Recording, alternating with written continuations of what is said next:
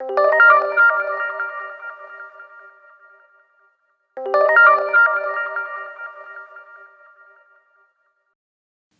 even though Luke, by training and trade, was a physician, he apparently decided to play journalist and put down everything that he gathered from eyewitness accounts, and you would assume what other people had heard from eyewitnesses, into what he calls an orderly account. Now, this is huge because we often think about the Gospels or the stories of Jesus' life as though they just kind of fell from the sky and then boom, there we have the Gospel of Matthew. But we forget that these Gospel writers had personalities and experiences. They had intentions and intentionalities. They had ideas and they were writing from different perspectives.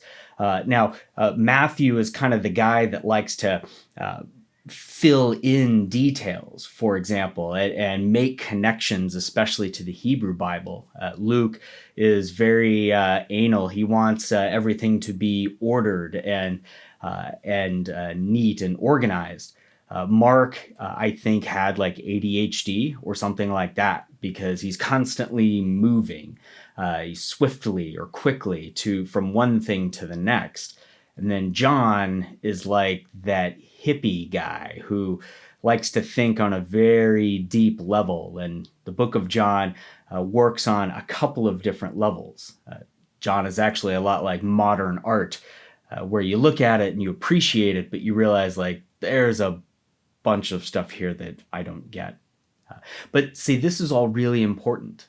Sometimes we can connect very powerfully with what we are reading and who we are reading about if we start asking some questions like, why did the writer write it like this?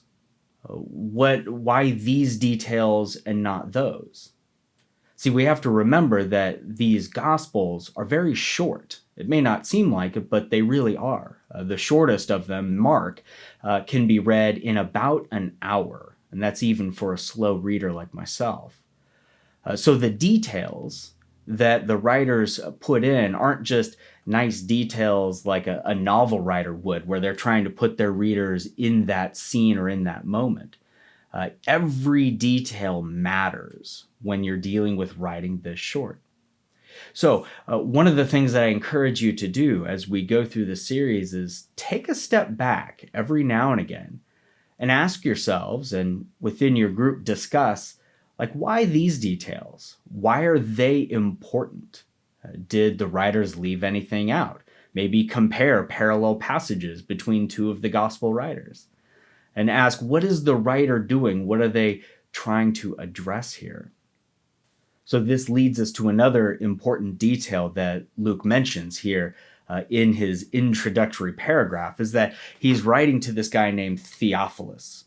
And we don't know who this Theophilus was. Some say that that was just a title. In Greek, Theophilus just means friend of God. Other people say that he's a Roman official of some kind, which then leads to another question. Well, is he a Roman official that's sympathetic to this Jesus movement?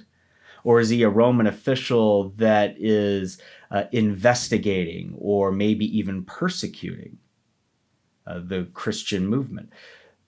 Because then if he's persecuting the Christian movement, then is Luke writing to Theophilus as though to say, hey, we are not threats to Roman safety and security. Don't mind us, and especially don't execute us. Or there's a new-ish theory that's come out suggesting that Luke is writing to Theophilus as a Roman official, and Luke is saying like, hey, you executed our guy as an enemy of the state, and God raised him from the dead.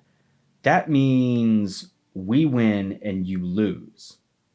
Now, all of this is kind of a moot point because, again, we don't know who Theophilus was. But it's also a really important thing to consider, not just for Luke, but for everybody. See, Luke is writing to Theophilus. We don't know who he is. Matthew, Mark, and John are writing to their communities. And it matters who you tell a story to, because that will shape the way you understand that story. It shapes what details you leave in and what you take out. It shapes how you understand what the points of these stories were. I mean, think about this. Like, if you were to ask me, what did you do last Saturday? Well, I'm going to answer that question differently if it's my best friend asking, or my wife, or my mom, or like a federal judge. You're going to shape your answer, not in the sense that you're lying, but you'll shape it depending on who is asking and what kinds of things they need to know. So, another question that I want you to ask as we start digging very deeply into these stories of Jesus is just, why are the writers telling us the story in this way? What points are they trying to make? What points are they seeming to highlight? You'll see that in some stories, there's like this obvious final line that just opens everything up. But you'll be surprised at how often that question does not get asked without prompting.